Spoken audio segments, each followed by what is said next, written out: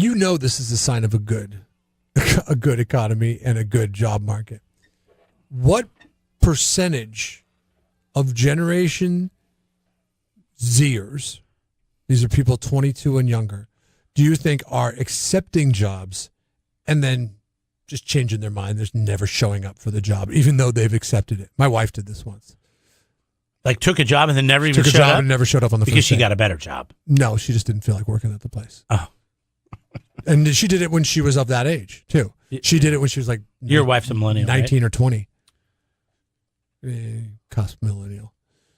Like she's barely a millennial. I mean, this is a ridiculous number, but I'm going to say over 20%. Yeah, I would say that that's a ridiculous number and that does not happen. This is what's going to blow your effing mind, okay? 43%. Almost half of the people that get a job. Getting a job, the ages 22 and younger, are accepting the job and then not showing up for the job. So then, if I'm hiring in the kind of jobs, like I'm thinking fast food, hotel, service, industries, I'm thinking, okay, I'm going to hire more people than I absolutely need, knowing that 4 out of 10 of them aren't going to show up. That are older. Yes, if you can find it. That's interesting because only 13% of baby boomers who have showed up or have accepted a job in the last, I think it was 6 months, is the study. Over the last 6 months, only 13% of them have not showed up for the first day, which I think that number's high. Yeah. That's a high number. We're Gen Xers, right?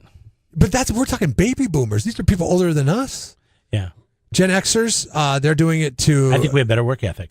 Tune of 26%. Oh, stop it. I'm dead serious. 1 in 4 now, Gen Xers... You said I was a trendsetter. I never did this. I took a job. It was quite the interview process to work at a store like Target. It was called Shopko. Actually, they've been in the news because they're closing them all down. And but it was stocking shelves, and I did it for 2 days. And I had to be there at 4 a.m. to unload a truck, and then go out, stock the shelves, and then backstock everything. And I had to be done by 1:30.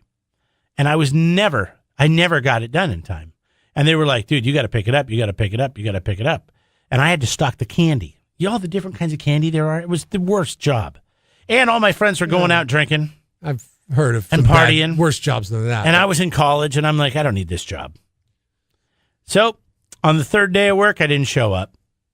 That's almost like the same We were thing. up, I remember, in our apartment drinking and partying all night, and then the phone kept ringing. And I like, nope, not going to answer it. The next day, I didn't show up to work. Guy calls, and I think, did you or Ernie answer the phone? Not me. It was Ernie. I don't remember. And he goes, hello? It was like 5 o'clock in the morning. We were still up. And he's like, yeah, he's not coming, dude. Didn't you figure it out when he didn't show up yesterday? And he hung up the phone. And then I never got another call back. They probably owed me those. I don't even know if they ended up paying me for those 2 days. You probably were too embarrassed to go pick up the check. I think they might have mailed it, but they probably didn't. Yeah, I was not going to go pick up that check. I'm like, all right, I'll eat those 2 days. What experts are saying is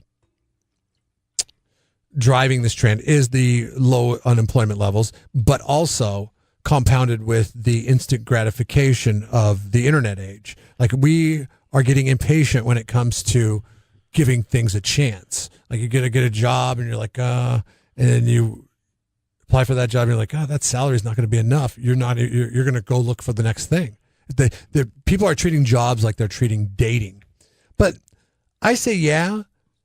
You got the Glassdoor. That might be part of it, but I think while recessions hit middle class really bad, like it was tough on the middle class, I don't think it hit corporations as bad because they have the flexibility to lay off lots of people or get rid of people or cut down, trim down their workforce. So they're still trying to operate on this trimmed workforce and low salaries. Right. To the point where now people are like, oh, your job's not worth it. Whereas 8 years ago, people were like clamoring to get that job just to be able to have that income.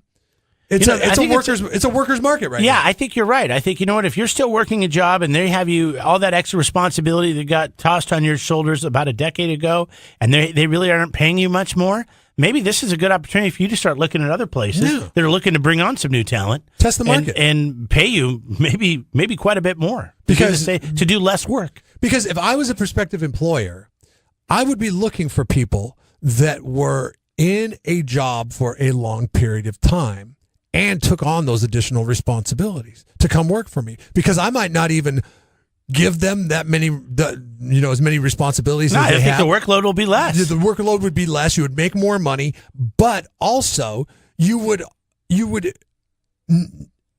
like from an employer standpoint, those people are capable of taking on more in the future if need be. If we go through another recession, which economies are cyclical, it's not going to be all puppies, kittens, and rainbows forever. Yeah, that's a good point. So look around, pay attention right now. Do this. Know that jobs are out there that people aren't even showing up to. Like, there's no excuse to be unemployed right now if that is the case, unless it's like a medical or something along those lines. Subscribe to the Jeff and Jeremy podcast now on Apple Podcasts, Spotify, Google, and YouTube. It's your Central Coast commute-friendly podcast.